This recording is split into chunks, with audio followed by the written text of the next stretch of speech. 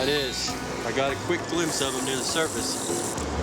He's fighting like he's 30 pounds, but I think he's, we looked, I got a flash, and I thought he was like 12. Yeah. I'm gonna fight him now for Yes.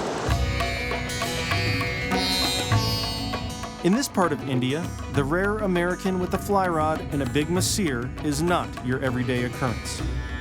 Rare enough, in fact, to break up the daily Chuka cricket match.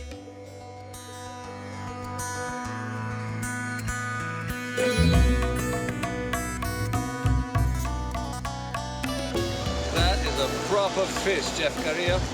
Proper. Big fish at Chuka.